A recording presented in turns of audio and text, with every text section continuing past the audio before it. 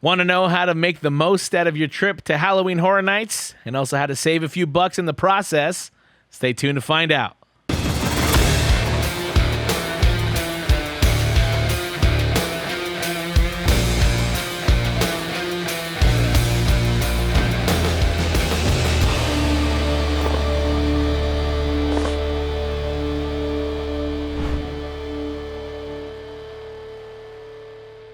Hello and welcome back to the Haunt Line, the show dedicated to SoCal haunts and events. Today, instead of doing updates, we're going to talk about some tips and tricks to make the most of your visit to Halloween Horror Nights, whether you're visiting once or multiple times. My very first tip for you is to buy your tickets online. Don't buy them at the front gate. Please, for the love of God, don't buy them at the front gate because they are definitely a lot more expensive. If you do that, you're going to get the most bang for your buck pre-buying your tickets before your visit. Also, if you're like me and you're trying to avoid crowds and long wait times, then Thursdays and Sundays are your best bet to do just that. Another good trick to avoid the crowds and also to spend less money is to go earlier on in the season. The September weeks are usually a lot cheaper than the October weeks, and they're also less crowded than the October weeks. The closer you get to Halloween, the more expensive the event gets and the more crowded the event gets as well. Now, say for whatever reason you can't go on a Thursday or on a Sunday and you have to go on a Friday or on a Saturday, then I highly recommend, especially if you're only going once this season, get the Express Pass. The Halloween Horror Nights Express ticket includes admission to the event, and it also allows you to use Express once throughout your evening to skip the lines as best as possible. So it takes your wait from an hour plus to just minutes. And now here's a little hint too. You don't have to use your Express every time. Say that you want to visit a maze twice, right? If the wait is short, then don't use your Express. Save that for later. Go on the regular standby line and then use your Express later to revisit the maze. And speaking of Express passes, in 2019, they did something very interesting that I didn't really notice in years prior, but in 2019 specifically, they were selling Express passes in the park at a somewhat discounted rate.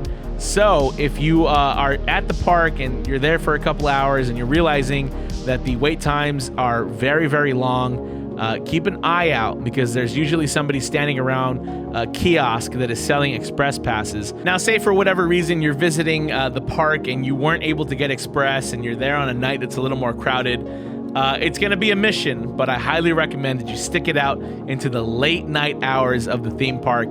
Typically, people tend to tap out after 4 to 5 hours at the event. So if you're able to stick it out until close to closing, it typically the wait times get lower the closer you get to closing. So if you're not able to get Express, if you're there on a crowded night, try your hardest to stick it out, get an energy drink, drink some coffee, do whatever you got to do, and stay until closing where the lines tend to die down quite a bit. Another way you can beat the crowds is taking advantage of the free early entry. Now, the event itself actually starts at 7 p.m., but if you purchase your tickets online, you will have early access to the event starting at 6 p.m., and I cannot recommend it enough. They typically open just a few mazes early, but that means that you can beat the crowds, you can have less wait times, and you can actually get done with a big chunk of the event before nightfall even. If you're a local to Los Angeles or if you live in Orange County or anywhere around there, I highly recommend you get the Frequent Fear Pass, especially before they sell out. They do sell out. It doesn't usually go quickly, but at some point, they do stop selling them. So get your Frequent Fear Pass as soon as possible. The base level gives you access to 26 nights of the event. And in fact, once you go back 3 times, it pretty much pays for itself. And say you were gonna go all 26 nights that are available, then that breaks down to about $8 a night. It's an incredible value. It's especially good if you're close to Los Angeles. I've been a Frequent Fear Pass holder for the past couple of seasons, and it's honestly a game changer, especially because you can go one evening, hit a couple of mazes, and then you don't have to worry about missing out on anything because you can always come back on another night to check out the mazes again, or to check out some of the food that they have, because over the past couple of seasons, Hollywood has been a little bit more foodie friendly. So if you're a big fan of good snacks and fun food, then you definitely want a frequent fear pass as well. And if you're visiting from out of town or even from another part in California that's a little far away, I actually highly recommend that you get the day and night combo ticket. The day and night combo ticket gives you access to Universal Studios Hollywood starting at 2 p.m. And then it also gives you access to Halloween Horror Nights in the evening, which means that you can go on rides that aren't usually available during Horror Nights during the day, and then you can hit all the mazes and some other rides in the evening. Bonus points if you can get the Express day and night combo ticket, because it gives you Express both during the day and in the evening as well. Again, another great value. It allows you to kind of bypass the lines, have a nice relaxed trip. And honestly, that peace of mind is worth every penny. So if you're visiting from out of town or even from out of state, the day and night combo ticket, I highly recommend it. Now, this year's kind of interesting because typically in years prior, I would have suggested that you started your Horror Nights trip in the back lot. There was typically 3 mazes back there and a scare zone. Although this year, the back lot doesn't exist. It's not a thing. So for this season, I'm going to recommend that you hit Hill House first. That is probably, in my eyes, going to be one of the more popular mazes this season, because it's one of 2 brand new mazes that aren't repeats at all. So this year, start with Hill House. You can probably even do Pandora's Box on your way out of that area. And then my recommendation for you is to do the Terror Tram. The Terror Tram involves a lot of walking, so there's nothing worse than already having been standing all day, been walking all day, and then you're doing the Terror Tram in the evening. Not fun. Not fun. So start with Hill House, do Pandora's Box if it's a short wait, and then head straight for the Terror Tram, and that should set you up pretty well for the rest of the evening. Now, say for whatever reason you want to do the rides first thing at Horror Nights, then head straight for the lower lot. That's where the bulk of the rides are.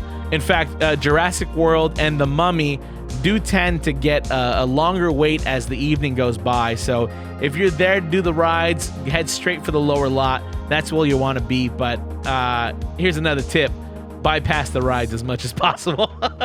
Those are always there. The mazes aren't, so check them out. Now, this next tip is super, super important. I recommend this for any haunt that you're going to visit. You're going to want to wear comfortable shoes and comfortable clothing as well. There's a lot of walking, a lot of standing. You want to be prepared for both of those. So wear shoes that are comfortable and kind of sporty to support you throughout the evening. It's also important to note that the mazes themselves get pretty hot. There's a lot of show lighting in those tents or in the sound stages. So be prepared to be in a hot and humid environment and then head out into the cold night air.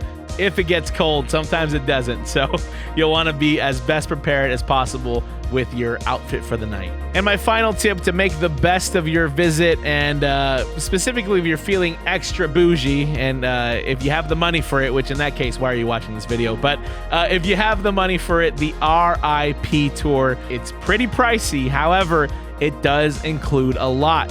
First of all, it gives you express access to both the attractions and also the mazes. You get a private tour guide that kind of walks you around and gets you into both attractions and mazes. You also get access to a pre-scare buffet with unlimited food, not unlimited drinks, but unlimited food that you can eat. And you also get a valet parking spot. You get some commemorative lanyards and pouches and whatever. And you also get a RIP Tour exclusive photo op. And well, there you have it, folks. My tips and tricks for making the most of your visit to Halloween Horror Nights Hollywood. If you have any other tips you can think of, let me know down in the comments below, and I'll add them to next year's list. Be sure and follow us on Instagram and Twitter for all the latest haunt news. Visit us on the web for links to all of our stuff, and you can download our podcast wherever you download your favorite podcasts. And until the next time, thank you for calling The Haunt Line.